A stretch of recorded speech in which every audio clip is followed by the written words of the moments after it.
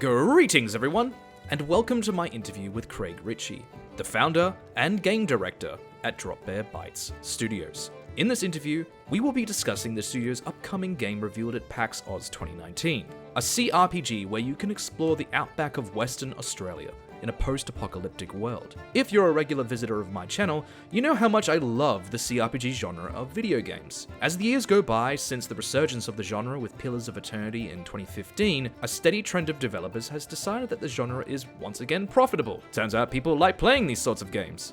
As more of these games begin to enter the sphere, there needs to be an element of innovation and evolution with each iteration. This can be done with combat, story, aesthetic, and other mechanics. I think Broken Roads really fulfills this necessity. There are many aspects of Broken Roads that I feel deserve way more praise and attention. In particular, the game's approach to exploration, world building, and narrative design. So Craig has been awesome enough to talk about this game with me and discuss what it's like in particular to create a CRPG as an indie developer.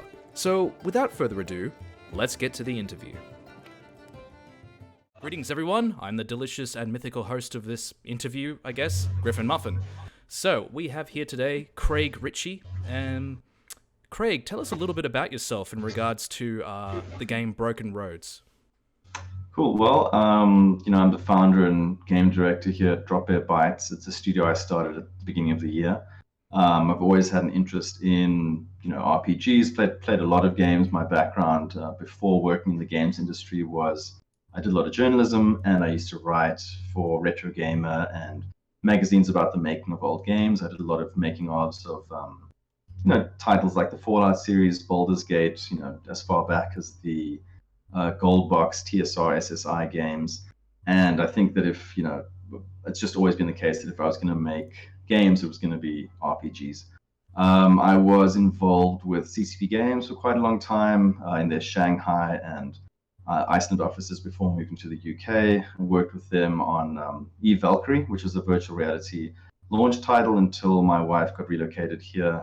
She's in Geelong, so we live in Torquay, which is where the studio is based. And yeah, I left CCP, did some freelance and consulting work for a while, and decided to start my own studio at the beginning of this year. Excellent indeed. I think a lot of people that might watch this interview might want to know a bit about how to start an indie studio like yourself. So could you elaborate a bit more on how the studio started up? Okay, well, look, I was doing a bit of marketing consultancy because I was in the brand management and marketing side of games. When you're working on marketing, it doesn't just mean ads or the brand or that kind of thing. You do have to interface a lot with all the different levels of the game development in a studio when you're at a particular stage in your career. I started working with executive producers and designers and that kind of thing. And then at one point, I was also running the pre-alpha and alpha testing phases on Valkyrie. So I got a little bit of a feel for what is it like in a studio. I've worked on cancelled projects as well. I've also worked on failed projects and successful ones. And after about 6 years or so, I just thought, okay, I think that I could probably do it if I had the right support. I got really good encouragement from some people that I used to work with, and it just involves having the time, having the support. Obviously, there's finances. Like anything that you can't do yourself, you have to pay someone else. You have to get the talent on board. So you either have to have a rich benefactor or government funding, or start at the bottom, or have an idea, have a clear vision, be able to put together a plan, not necessarily a business plan, but a plan for proving that there's a gap in the market for the kind of product that you want to make. And then if you can sell it to someone, bring on board some investor capital. And that's really how I got started. I put in quite a bit of my personal savings, personal investments, that kind of thing, and got things off the ground, getting some concepts together, being able to get to the point where I could show off what is it that we're actually trying to do here, not just at the the written level. Hey, here's my idea and here's some hand-drawn concepts, but actually getting in-game environmental art assembled and that kind of thing. That's my story. What does it take to start a studio? I mean, geez, you could just download Unity and say you've started a studio. So It just depends. What are you trying to do? Are you doing a passion project? Are you doing a little game like art, personal art project as a game, or are you trying to start a commercially viable studio? And if it's the latter, I think you need to be brutal about the difference between what it is that you want to make because you really want to make it, and what would people actually pay money for. And you're incredibly lucky if the two coincide. And I feel that's kind of the case with Broken Roads, because it's been such a long time since we had a deep traditional isometric post-apocalyptic Fallout style game that has modern quality of life features and lets us explore the Australian outback, which is really underserved in gaming, I think, as well as bring in my interest in philosophy, as you see in the moral compass. I'm sure we can chat about it later. We definitely cool. I was lucky to have enough of an overlap where what I passionately wanted to make, there's also been an interest, from publishers, from investors, from the media, from communities and so forth, that I've been lucky enough to be working on a project that people want to throw money at. But yeah, you did provide a bit more nuance to it, providing a bit of, you really have to have that overlap. That's pretty good piece of advice. I mean, I've worked on some things that were, it was beautiful and it was fun and we had a great time producing it, but it's not commercially viable. You don't deserve to be successful just because you're passionate and you're eager and you work hard. Those are all good, important things, even essential things. But the reality is that there's a cycle through which the money flows and the jobs are created or lost, and people pay their bills at every level of the game industry hierarchy. Yeah. If you don't have something people want to buy, like, that's probably your number one problem. Okay, that's great. Well, that leads into the next question, which is something you were kind of touching on, but I'll back it up a little bit with this question. So we got, what made you want to make a CRPG for the first game for your studio? And I say this because a CRPG, like, I've played so many CRPGs, Baldur's Gate 1, 2, Icewind Dale 1 and 2. I didn't get into the Fallout games as much, but they're definitely on my list of things to play. And we have this recent resurgence of CRPGs, and you hear about how making a CRPG, there's so much behind it. There's balancing, there's carefully crafting the combat systems, how tactical is it, story, all this sort of stuff. So what made you want to make a CRPG for your first time based on that sort of stuff? I think it's, my familiarity with them goes back decades. I think it's the genre that I've got the most experience with, and I understand the workings of. And like I said, I've spoken to so many developers over the last few decades of RPGs from the 80s through to now. Learning as much as you can when you're doing a making of, and you hear about all the failures, you hear about the challenges, you begin to get an understanding of the scope of one of these projects. And having worked on an MMO, multiple MMOs or games that have RPG systems in place, I had a little bit of an understanding of just what it entails. Never been end to end for the full production cycle of a single player isometric RPG. So there's a lot of learnings, and we're definitely going to stumble and make mistakes as we go as well. But yeah, look, the first idea was a post-apocalyptic sort of Heroes of Might and Magic style strategy RPG.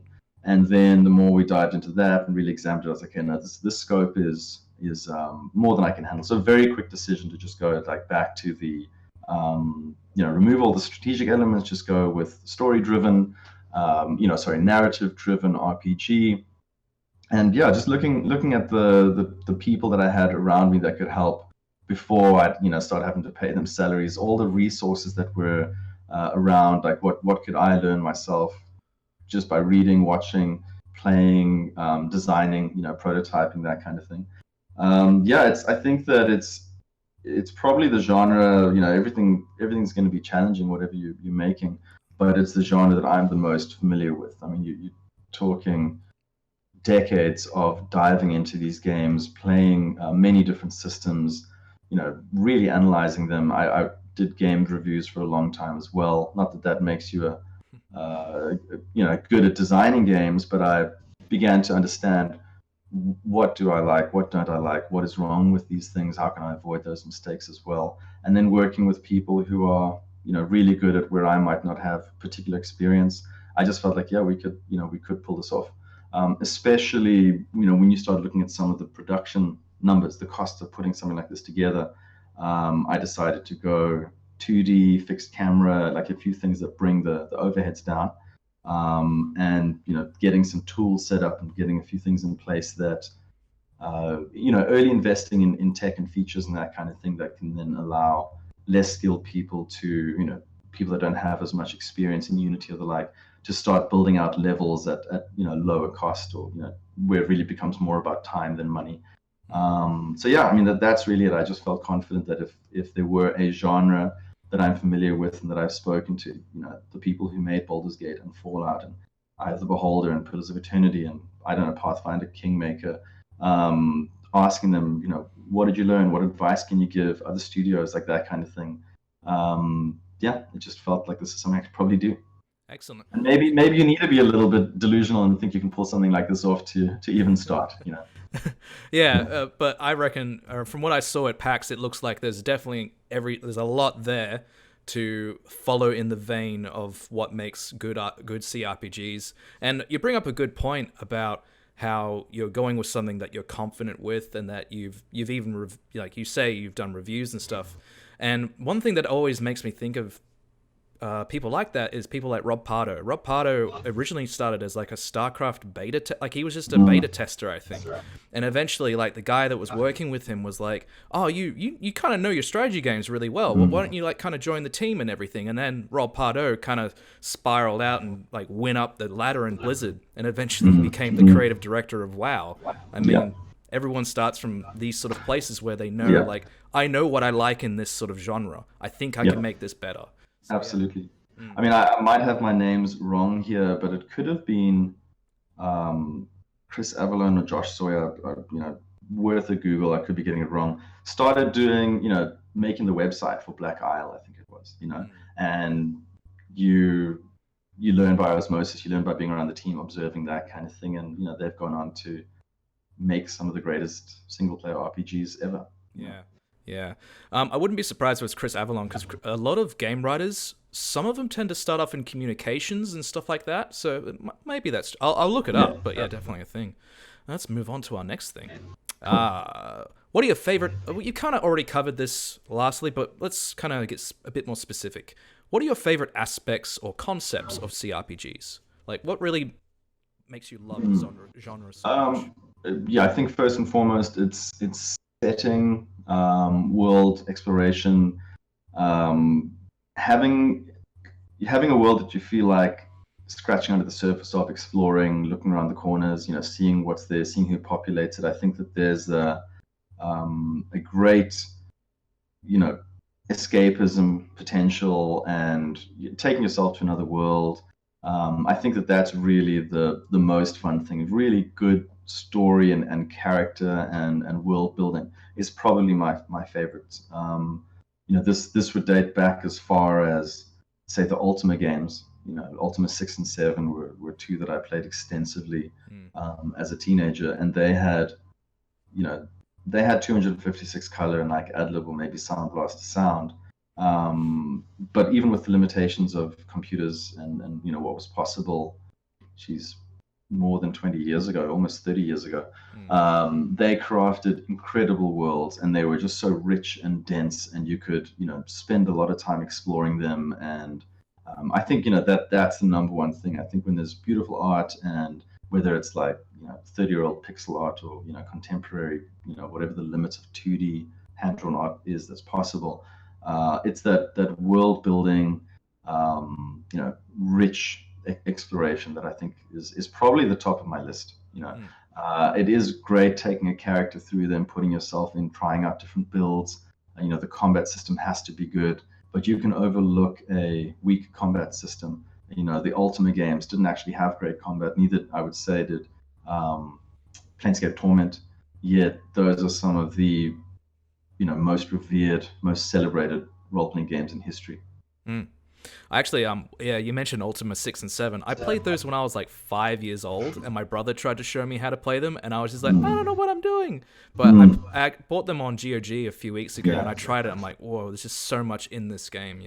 Yeah, it is incredible. And if you got the the inclination to really give Ultima 7 a go, I can't remember if it's Exalt or what it is, but there's a new um, like an interpreter or a wrapper for it basically that reads the old assets, and you can play it in widescreen, full screen, and change the font and stuff like that. So rather than the old, I think it was 320 by 200 pixel windows, so you can actually play Ultima on modern systems really, really well. And I'd like if people can get over the sort of learning curve and the quality of life stuff that has since been improved, Ultima 6 and 7 are phenomenal achievements, and Ultima 7 is it might be the best 16-bit role-playing game like ever made. Yeah, well worth exploring despite its age. Excellent. Okay, this one probably will be the meat of something you might want to talk about. Can you tell us a bit more about the moral compass feature of the game and the intention behind it mechanically? Sure. Well, I mean, I'm guessing you and your audience are familiar with a lot of alignment systems and morality systems in role-playing games. Speaking to a kind of educated audience, you know about the Dungeons and Dragons alignment system, you know about Star Wars, light side, dark side, games that might have a reputation system, and so on. I felt that these didn't really enforce any kind of consistency of character. You could be evil one moment and good the next. You could kind of decide for yourself, what is the quest I want to do? What reward do I want? What do I think the designers want me to do here? As opposed to having a character that is, limited by a worldview informed by real world philosophy. I studied philosophy for about 7 years. I did undergrad and 2 postgraduate degrees. And I thought this is something that's really underserved in video games. And I think, going all the way back again, it was probably playing some of those old RPGs and the things that I was reading, like Ultima, and that had such a strong the virtue system, where they had it was integral to the story as well. Humility and justice and all the things that Richard Garriott designed into the Ultima games. It wasn't integral to, say, a morality system for your role playing, but these were such interesting ideas, and other games maybe touched on them, or Fable did some interesting things where your character would change based on your actions and so on. But yeah, I just thought there was a massive hole for creating a morality system in a role playing game that you do have to be careful about limiting player choice, but finding some way where it both rewarded and limited you based on your actions. I don't like in Baldur's Gate 1 or 2 or those kinds of games where a paladin can't travel with, say, an evil cleric or something like that, or if your alignment changes too much, someone leaves your party. I get it, that's cool. I don't enjoy that. So I'm not going to have people leaving your party, but I will have you be sort of restricted, and if a particular companion doesn't have the same, moral leaning as the rest of the team, you can do some interesting things with penalties and buffs and that kind of thing. But basically, it's a 360-degree compass split into 4 quadrants based on real world sort of philosophy. They're not strictly moral philosophies. I think there's still going to be a lot of work and testing. I may change. I think I'm pretty set on 3 of them. There's one I'm exploring whether I need to change that, but they were also intended to be sort of attitudes to being in the world. So more so than good is on the one side and evil's on the other. So just having them pop up in dialogue. So if you it's probably easier if shown. If you can actually see the moral compass while I'm talking through this. We just posted a blog yesterday that it kind of explains this, and you can sort of see what I'm talking about. But the moral compass is a 360-degree, basically a circle divided into 4 quadrants, and within that you have a little dot that represents where your character's current alignment is, their philosophical leaning, and extending around them is a golden arc, which we're calling your worldview. And any dialogue choices that have sort of moral component, or quest decisions or adventuring decisions, or checks at different points in the game, if they fall within that golden arc around your character, You can make those choices. If they fall outside, they're unavailable to you. But when you make a decision, it shifts your worldview.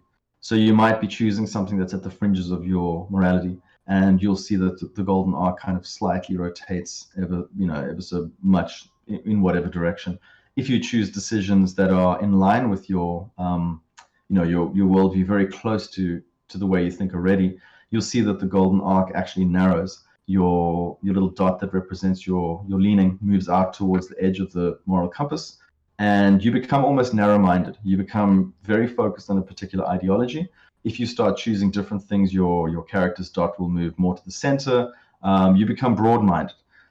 But it's not just better to be broad-minded because you get more choices. If you are more narrow-minded, you start to unlock moral traits, which is the other thing we have on the moral compass, where there's just certain dots and things that you can see if you look at the screenshot or watch the trailer that you can select for your character. You can basically unlock these traits that, they open adventuring options. They might come up in dialogue. We have a nihilistic one that's going to allow you to use really brutal weapons. We're going to have one for a utilitarian thing where you might be able to, show mercy on people and let them go. There's one that sort of locks your morality for a while. It's a system that we can have a lot of fun with. A lot of testing, a lot of work to be done because it is kind of new, but so far so good, and I'm really happy with the response. I mean, it feels like quite a unique feature and a different approach. Like I say, we're building it, we're testing it, and a lot may change, but really happy with it so far. Yeah, to comment on that, I did see the moral compass. The moral wheel at PAX, and I was shown it. And one thing in particular that made me think about it is that in the last few years or so of RPGs and CRPGs, we're starting to get these options, in particular by Obsidian, where in dialogue options there'll be a because I saw also the screenshot for that is like in brackets it will be like existentialist, and then you'll have a dialogue option. While in Obsidian, it would be like, okay, intelligence. Like, you get that option only because you're intelligent. Yeah. And this is like, this is telling you, like, this is an existentialist choice, because it allows people to go, okay, so this is like... It would be also very interesting from a narrative design point of view, because you have to kind of go, okay, is this dialogue option existentialist, nihilist, and everything like that? It would definitely be a very... It's a feature that for me where I feel like every dialogue I'm going to have, I'm going to be like, what's going to pop up? And that's particularly, for me, that's what's really exciting. Cool. Well, look, we do have all of the same skill checks. You have attributes, you've got derived statistics. I really enjoy that, having multiple playthroughs of role-playing games where, this time I'm going to be the intelligent guy, this time I'm going to be the charismatic guy, this time I'm going to be the brute or whatever it is. So that's not being cast aside so we can have this. This is going to be in addition, having those moral choices. It's going to appear a lot, but not every conversation will have a moral component. I mean, you go to the trader to sell your scrap. There's no moral, there's nothing morally significant there. We've got to test out how much it's going to be applied. Once you say 10-20 hours into the game, does it become a fatiguing thing? Do we need to slow down how much it is? Are we not doing enough of it? So there's a lot of that kind of exploration as well. One of the things that kind of really works well, I think, that marries with the setting is we're able to create a lot of difficult, challenging situations in a post-apocalyptic world. We're able to make some of the thought experiments to do with morality or really tough decisions, or the lesser of two evils, or that kind of thing. Having a desolate kind of future where people might not have all of their Maslowian needs taken care of, and you can often justify abhorrent behavior, things that you might never consider doing today. We can create a scenario where, okay, if you were like this and if these were the conditions, how would you react? And that's going to be fun exploring, so that it's not just in dialogue or whatever. It's the whole like level design and quest and encounter design can be built around, what kind of different attitudes could you take to solving this? And we won't just let you take the one you like because you've been kind of selfish through the game thus far, or you've been really caring through the game thus far. We're not, like I said earlier, not just going to let you take the selfish option. You might have to find something on the fringes first. So yeah, I mean, it's a lot of work. Not everything is going to have 4 paths, because there's 4 quadrants. Not everything is going to appeal to each 4 of those. Just to set expectations, because I think that some people think that might be the way that we're thinking about this game. But it's where it makes sense. It's like I think that there's an example in one of the demos we've been working on now, where you go and speak to somebody. He's at the radio tower. He says he heard a merchant that was coming from a nearby town, and the radio went silent. And only if you are, say, Machiavellian, do you get the idea of like, oh, maybe there's something in it for me there. There isn't, necessarily another option for other character types. So yeah, it's really just take a lot of work to figure out when is this applicable, and are we overdoing it? Are we not doing enough? Excellent. Yeah, I could talk for hours about that, but yeah, it sounds really exciting. Let's move on to you just started talking about, it seems to be linking really well, this interview. Cool. You were talking about RPG systems, and you mentioned that. I think one thing I wanted to kind of explore a bit more is more design approaches to your RPG elements, such as stuff like classless system or classes. How in depth is the skill and stat systems, and what sort of control do you want your player to have over the development of their character? Or is it really just, you have like, a build, you have like builds, like people are like, go that build, you should be all right, stuff like that. What design approach did you have to RPG systems? Well, look, this game is classless. We have 8 attributes. A lot of games only, have 6.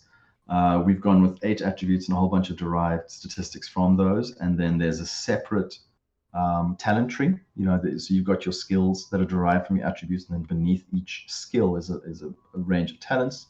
I think there's screenshots that I could either share with you, or you could find them online that show this off. And then the morality system, the moral compass, is separate from that as well. So at the start of the game, character creation, you'll be asked a bunch of moral dilemmas, basically, that allow you to set a starting position on the moral compass.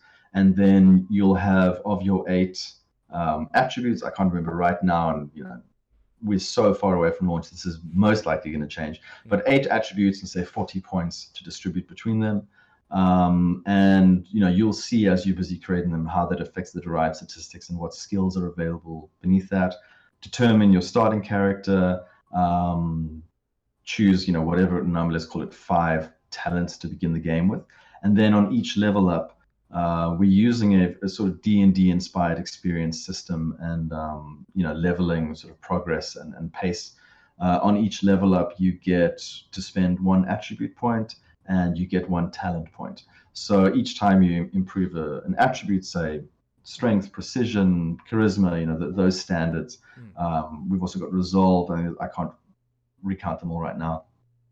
If you move on to the next step of leveling up, you'll get a talent point to spend on something that you've unlocked as a result of either prior attribute point spends, or maybe you've just unlocked something now by the attribute point that you just spent now, and then you get a new talent, and that's basically how it is. Skills are there's nine core skills, and beneath each of those, I think there's something like between 30 and 33 talents. Often those talents are increased levels of the same talent. A lot of them are combat based, a lot of them are adventuring based, some of them are going to impact dialogue, some might broaden your moral compass, others might improve your initiative, because the combat is all turn based, sort of tactical, very sort of XCOM, Shadowrun, a little bit of Divinity Original Sin inspired, turn-based tactical combat. So we've got a lot of talents that relate to that as well. Does that answer your questions? Anything more you want to know about the character system? Character system, now that sounds pretty clear what you're aiming for. How are we doing for time? Because I have some questions here, but I'm willing to kind of throw in ones from later and kind of put them it's up to you. I've got another 20 minutes or so. Cool, excellent. I will prioritize then. Now, obviously, with the story of Broken Roads, you don't want to reveal everything. and I get that maybe probably even mentioning a little bit might spoil a little bit. But what's the premise behind Broken Roads? Where did the idea come from? Like Cool. for the Well, I story, mean, sure. It's set in a post-apocalyptic future about 100 years or so from now. The inspiration just came from looking at the world around us now, looking how people communicate, looking, you know, who's elected and why around the world. And, are we due for another financial crisis? What's happening with climate change, rising sea levels, overpopulation? I just thought to myself, what is the basis of a semi-realistic apocalypse? It's not a zombie apocalypse. It's not, not an asteroid. It's not a viral thing. It's purely humans at every point that we make a significant decision for the next few decades. We made the worst possible choice in terms of our elected leaders, in terms of our waste, in terms of our attitude towards the environment, in terms of bringing children into the world that we can't feed, and just every single decision going the worst. Now it's a very pessimistic plot line, but it's what leads to a financial collapse. A new civil war breaks out in the United States that rips the country in two, between the far left and far right, like political extremists basically getting everyone to rally around the idea, either with us or against us. Bolstered on by this, countries like Australia, United Kingdom, many places around the world basically jump onto one of these two ideologies. And then global superpowers eventually have to make the same decision. And not only is the world getting wrecked and, the temperatures are rising and there's just this environmental collapse, there's also a societal collapse that results in war and eventually nuclear war. So by the time Broken Roads begins, it's probably 80 or so years after the nuclear war, and about 100 years from now, people have started to sort of reclaim a little bit of society, but there's no centralized infrastructure. There's no real means of communication other than, short-range radio. There's no running water. There isn't really any kind of system of government except for the small little pockets of settlements and communities and that kind of thing. And so we sort of kick things off in a small town just inland of Perth. Perth would be destroyed in an attack, and both the rising sea levels have seen people start to flee anyway until it was eventually bombed, and people just can't really move west of the wheat belt area of Western Australia.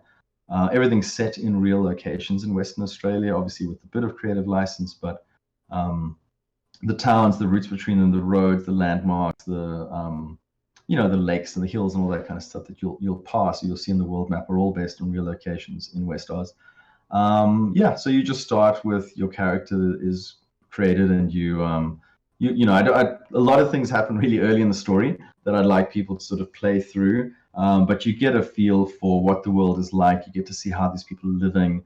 You get to have quite a few conversations about what is life like with these people that are trying to rebuild a society. So, yeah. I reckon that's a very good premise for a game that you're designing. Thanks. I like the idea of a particular RPG because it's not really an alternate history, because it doesn't sound like it branches off at one point. You are trying to kind of just extrapolate what might happen, and then of course you do have creative license where you go, okay, yeah, it does lead to a collapse of some kind, and then you have the story after that. And it's interesting because you'll have so much of a more, like, every game is relatable to an extent, like the story at least, but having a world in which the history is just merely extrapolated, I think a lot of people can jump into the game and kind of connect a lot more without. No, I really hope so. Yeah. Yeah. Okay.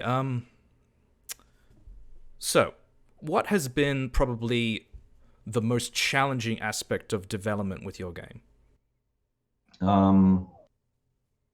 Sure. I mean, there's probably different challenges depending on the different, if we think about financial challenges, that's one whole thing. You think about team size challenges. You think about where is the talent located, so you get certain remote working challenges. I think that the biggest challenge we faced early on in the lead up to PAX and the reveal and all that kind of thing was just given the size of the team and what we were doing. People have to wear a lot of hats, and I was kind of handling a lot of the production responsibilities as well as running the company and heading up the design as well.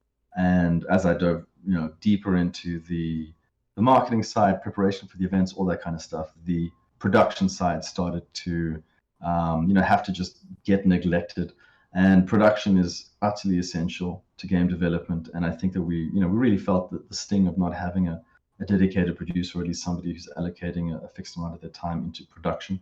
That's the sort of development challenge. Obviously, finances, until you're proven, it can be hard to get funding, be it state funding, private funding, whatever it is. And you just have to, know your scope. So we've had a couple of ideas that, things we wanted to do just weren't possible because of funding. And then also remote working, that's something that I'm pretty comfortable with. We've got the tools, and we're having a call right now from other parts of the country. You can work with people around the world if you do take advantage of the software and the tools that are out there. It doesn't work for everyone, and it hasn't worked for some members of the team. But yeah, so that's been a little bit of a challenge, but it's really just been, organizational and, sort of administrative stuff, really. I think that the team I do have are incredibly strong. They're talented, they're passionate, they're driven. The results that you saw at PAX and the trailer and people's reactions to it kind of show that, I think we have the talent and the ability to make what we're, trying to make. It is just, making sure that everybody could actually do what they're best at was pretty hard. Okay. That's what's been this might be kind of a repetitive question, but what's been your favorite part about making Broken Roads, like just in general? I think it's quite easily the world building, creating the scenarios, looking at what can I do with the post-apocalyptic future, how do I stay different from Mad Max, Fallout, the other big names in the genre. And there's, people think, Mad Max, Fallout, maybe Borderlands, a lot of it's been done, but I think no, a lot of it hasn't been done. I think that there's so much to explore, especially if you combine Western Australia. So I flew out to Perth and I drove around a lot of the locations you see in the game. I spent 3 days, took about 1,000 photos. I went to the locations. I stopped in the pub and chatted to the locals and took side roads and really got a feel for what is it like in this area. What are things that you can't tell from Google Maps or Street View or reading articles about the place, looking at photos, and then being able to be informed by having been there. I'm going back again either in December or January just to do a little bit more sort of on the ground research. And you're creating a world. It's deciding on a fantasy and writing it. So making that world. I told you early on, my favorite part of RPGs is exploring a deep and dense, like passionately, richly crafted world. And that's exactly what we're trying to do, and it's the part that I like the most. I'll add to that as well. I'm born, raised in Perth, and come over to Melbourne recently. And you saying like, oh yeah, going over there and exploring. It's like, I think Western Australia in particular is it would be a very interesting place for what you describe of exploring and scratching underneath the surface, because in Western Australia, like you'll like leave Perth and you'll go past a couple of inns and something, roadhouses, and then it's just in any direction you go, it could be like just nothing but red dirt and just a couple trees and a shrub, and then you go in one direction and it's just like thick, like the Karri Forest. You go through Karri Forest and stuff like that. Yeah. The variety of things that I saw, and also on the second morning, I drove for 3 hours before I saw another person.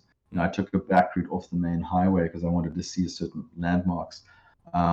You can just go so long without seeing anybody. It really is like wide open spaces and really beautiful landscapes and beautiful colors. And it was a fantastic experience. So you mentioned like what's been your favorite part of making Broken Roads. What would you say? What's your anticipation of the reception of this game? Look, I mean, based on what we had at PAX, we're speaking to the right audience. Like I know who I'm trying to reach. It's people who enjoyed the games that I played. It's you know, it's somebody who wants that deep immersive role-playing experience. It's we're not trying to pull people over who I don't know, they're into first-person shooters or third-person adventure games, whatever. We after that niche that maybe hasn't been satisfied by the move that Bethesda made from isometric Fallout to first-person Fallout. Um, yeah, I mean, I don't know. I think if it's based on I think we just hit 20,000 views on our reveal trailer on YouTube today. Oh, We we had journalists giving us such great praise at the event. The press release that I launched in English was translated to something like 12 or 14 languages. We get Google alerts from, I don't know, Hungary, Turkey, Israel, Brazil, Germany, Russia, Ukraine. People are taking to it. There's something about it that people they look at it. They look at the dialogue UI. They look at the hand-drawn art style. They look at this post-apocalyptic. We're trying to capture the essence of post-apocalyptic isometric role-playing game, and I think that there's certain people that look at that and they just go, "Cool, that's exactly what I'm looking for." Like that speaks to me. That brings back good memories. We're not trying to play too much on nostalgia, but some of that's unavoidable just from the perspective of the game and some of the things that we're doing. So look, based on what I've seen thus far, that core niche that we're appealing to already likes what we're doing. They like the moral compass as something hopefully new and fresh that succeeds at its goals. Yeah, I mean, hopefully the combat also people go, cool, like I like turn-based or I like tactical, like it's not real time with pause. That also appeals to a certain someone. So, we're very early. We revealed 6 weeks ago. We showed off the game at PAX a month ago. It's all been very positive. I just hope it sort of continues on this track. yeah, that's great. That's pretty much all I have for you, but I want to thank you very much for taking the time Absolutely. with me today to have a chat about this game. And I'm really eager for my subscribers to have a glimpse of the overall approach you have to this game. And I really do think that this game will be widely praised upon Awesome. its release. And I'm Thank eager you to very play it much. myself. Thank you very much. Yeah, and thanks for having us on. We do have a Discord server. The trailer is available for people to view. We've just released our first devlog. We're going to start doing a bit more of that for your subscribers, anybody who does want to know more. But yeah, thanks very much. Appreciate the kind I'll be words linking and everything appreciate of the yours in the invitation. description. And yes, you have a good day. Cheers. Thanks very much. You too. No worries. Cheers then. Bye.